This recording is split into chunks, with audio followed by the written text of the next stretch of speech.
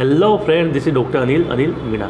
I am senior orthopaedic physiotherapy. Friend, आज हम बात करें एनकाइलोजिंग स्पॉन्डिलोलाइटिस, जो कि एक हमारी कमर की दर्द की एक समस्या होती है। यानी कमर में आपका दर्द का बनना, अकड़न जकड़न के बनना समस्या पाया जाता है।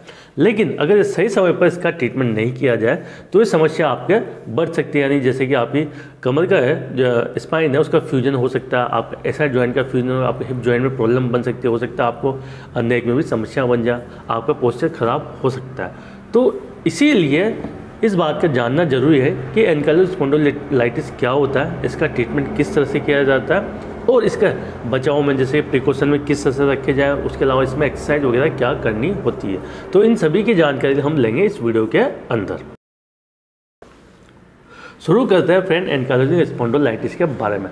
फ्रेंड, जैसे कि हमने बात करी कि यह आपके कमर की अकड़न जकड़न वाली समस्या होती है। यानी कमर में आपका दर्द का बनना, आपका अकड़न जकड़न बनना, ये चीज़ें पाई जाती है।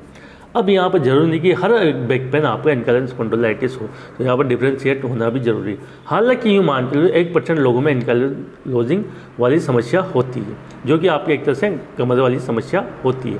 अब फ्रेंड बात करें जैसे कि ये किन लोगों में पाया जाता है, तो 20 से 30 साल के लोगों में पाया जा सकता है। उसके अलावा महिला की अपेक्षा पुरुषों में ज़्यादा पाया जाता है। अब इसके बात करें जैसे कि कुछ नॉर्मली जैसे आप डॉक्टर को दिखाओ क्या आप सिम्टम्स पैदा करते हो, तो यहाँ पर आप सिम्टम्स पैदा करते हो कि जैसे रात को आपके कमर पेन बनता है, सुबह आपका पेन बनता है, कम से कम वहाँ पर आधे घंटे तक आपके कमर में अकड़न जकड़न की समस्या होती है। देन उसके बाद में जैसे कि आप थोड़ा सा घूमने या वर्क करते हो तो उसके बाद में वो जो पेन है वो आपका सबसाइड हो जाए, अकड़न जकड़न आपकी कम हो जाती है। तो ये एक तरह से आपके सिम्टम्स भी है और ये आपको डॉक्टर को बताते हो। उसके अलावा आप बता सकते हो कि आपकी आँखों में जैसे कि रेडनेस वगैरह रहती है। उसके अलावा आप अपनी फैमिली हिस्ट्री बता सकते हो, हालांकि वो डॉक्टर वगैरह को पहले इस तरह की समस्या है या नहीं है। तो इस तरह के ये हुए हमारे सिम्टम, तो ये सिम्टम आप डॉक्टर को बताते हो। अब सिम्टम्स में क्या गया, जैसे कि आपका जब आप सुबह उठते हो तो आधे घंटे तक आपकी कमर में अकड़न जकड़न का पाया जाना, काम करने के बाद में उस पेन का कम हो जाना। उसके अलावा जब भी दिन में आप रेस्ट करते हो तो रेस्टिंग के दौरान वहाँ पर पेन बढ़ जाता है। उसके अलावा जैसे आपका बैक पेन, आप आगे की ओर झुकते हो तो वहाँ पर पेन बनना, पीछे की ओर जाने में पेन बनना। उसके अलावा जैसे आलकी पालकी लगाने में आपको अनकंफर्टेबल पेन का बनना। उसके अलावा बीमारी अगर समय से ज़्यादा बढ़ जाती है तो आपका जैसे कि स्पाइन है, जो हमारा स्पाइन है, स्पाइन में तो कहीं डिफॉर्मिटी आ जाती है, जैसे खाईपोशी इस तरह से आपको दिखाई देगा, आपका नेक भी आगे और चला जाएगा। तो यहाँ पर इस तरह की आपको डिफॉर्मिटी दिखाई देने लगती है। उसके अलावा फ्रेंड हो सकता है अगर सीवियरिटी ज़्यादा बढ़े तो आपको जैसे कि सांस लेने में तकलीफ हो सकती है, आपका चेस्ट एक्सपेंशन यानी चेस्ट का फुलअप वो ठीक तरह से नहीं हो पाता, जिसके लिए वाइटल कैपेसिटी कम हो जाती है। वाइटल कैपेसिटी कम होगी तो आपका स्टेमिना भी कम हो जाता है। तो इस तरह के यहाँ पर आपको सिम्टम्स दिखाई देते हैं। अब यहाँ पर ये सिम्टम्स होने के बाद में आपने डॉक्टर को दिखाया तो डॉक्टर यहाँ पर कुछ टेस्ट कराते हैं। टेस्ट में जैसे कि आपका CBC करा लिया जाता है, ESR करा लिया जाता है, CRP करा लिया जाता है और HLB27 नामक टेस्ट होता है, वो भी आपका करा लिया जाता है।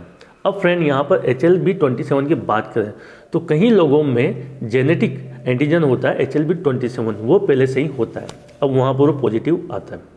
तो यहाँ पर जरूरी नहीं कि जिनको पॉजिटिव आए तो हर किसी को वो एनकाइलोजिंग स्पॉन्डिलोलाइटिस वाली समस्या बने।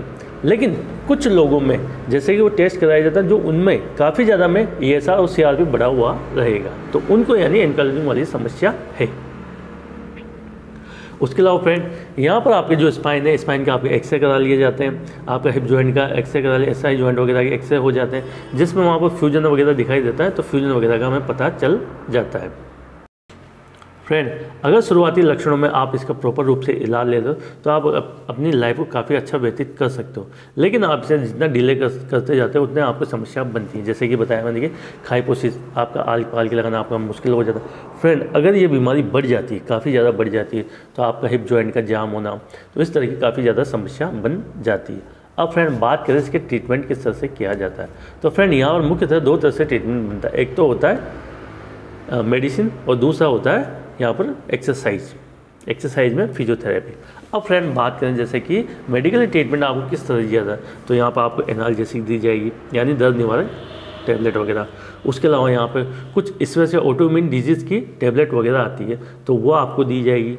आपका एंटासिड टेबलेट वगैरह आपको दी जाएगी, आपके कैल्शियम का आपको सोर्स दिया जाएगा और आपको उसके अलावा न्यूट्रिशन वगैरह वैल्यू दी जाती है। जिससे क्या होता है, जो जैसे जॉइंट का फ्यूज होना है वो फ्यूजन तो पाया जाएगा, लेकिन वो कम से कम बने, आपका पेन रिसेप्टर कम से कम आपके बॉडी के अंदर ये सारा कम से कम हो, तो इस तरह की यहाँ पर मेडिसिन वगैरह दी जाती है। उसके अलावा हो सकता है यहाँ पर आपको स्टेरॉइड भी दिया जाए, लेकिन यहाँ पर स्टेरॉइड हालांकि डॉक्टर अपने अनुसार देख कर ही देता है कि भाई जैसे कि ज़्यादा सूजन है तो उस कंडीशन में आपको दिया जाता है, क्योंकि स्टेरॉइड भी हमारे लिए साइड इफेक्ट वाला काम करता है। अब फ्रेंड बात करें जैसे कि एक्सरसाइज, तो एक्सरसाइज में यहाँ पर फिजियोथेरेपी की आपको परफॉर्म की जाती है। फिजियोथेरेपी में जैसे कि आपका स्पाइन की मोबिलिटी एक्सरसाइज आपको सिखाई जाती है, आपका हिप का आपके मोबिलिटी आपको सिखाई जाती है। उसके अलावा आपका जो एक्सरसाइज जॉइंट का उसका फ्यूजन बने उसके लिए आपको एक्सरसाइज सिखाई जाती है। अब फ्रेंड आप समझने की कोशिश करें, अगर आप एक्सरसाइज नहीं करेंगे तो जो स्पाइन है उसका टाइट पड़ चुकी है, तो उसकी मोबिलिटी अगर नहीं होगी तो वो फ्यूजन में चली जाएगी। तो उस फ्यूजन को रोकने के लिए आपको एक्सरसाइज करना ज़रूरी है, जिसमें आप कई वेरिएशन एक्सरसाइज, जैसे आपको चेस्ट एक्सपेंशन एक्सरसाइज सिखाई जाएगी, आपकी स्पाइन की मोबिलिटी बनी रहे उसके लिए आपको एक्सरसाइज सिखाई जाएगी।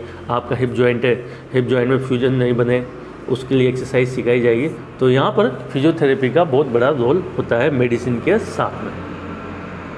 अब फ्रेंड आपको जो एक्सरसाइज आप सीखना चाहते हो उसका लिंक मिलेगा आपको डिस्क्रिप्शन बॉक्स में, आप उसे वहाँ से देखें और अच्छी तरह से परफॉर्म करें, जिससे आपको ये जो समस्या है उस समस्या को काफ़ी हद तक कम किया जा सके।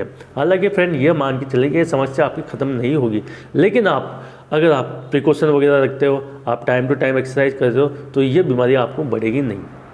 तो इसके लिए यहाँ पर एक्सरसाइज का बहुत बड़ा रोल होता है। फ्रेंड अगर सही समय पर इसका इलाज नहीं किया जाता तो यूँ मान के चलो, अगर जैसे कि आपका स्पाइन ऊपर की ओर फ्यूजन हो चुका है तो वहाँ पर खाइपोसिस डेवलप होगा, डेफिनेटली होगा, नेक आगे की ओर जाएगा और आपका जैसे बीमारी बढ़ती है तो हिप जॉइंट आपका ख़राब हो सकता है। फ्रेंड अगर सही टाइम पे ट्रीटमेंट नहीं लिया जाए तो हो सके आपको जैसे खाइपोसिस ज़्यादा हो चुका है, सीवियर हो चुका है, तो यहाँ पर आपको सर्जरी करानी पड़े, यानी स्पाइन सर्जरी करानी पड़े। हो सकता है यहाँ पर आपको अगर हिप जॉइंट में प्रॉब्लम बन जाए तो हिप रिप्लेसमेंट कराना पड़े। फ्रेंड सही समय पर आप इसका ट्रीटमेंट लेते हो, फिजियोथेरेपी लेते हो, तो आप बहुत अच्छी आप लाइफ व्यतीत कर सकते हो, क्योंकि फ्रेंड नंबर ऑफ मैंने पेशेंट देखे जो अपनी लाइफ स्टाइल को बहुत अच्छा व्यतीत कर रहे हैं। ठीक है, तो ये था हमारा एनकाइलोजिंग स्पॉन्डिलोलाइटिस के बारे में। वीडियो अच्छी लगे do thumbs up. Thank you so much. जय हिंद, जय भारत।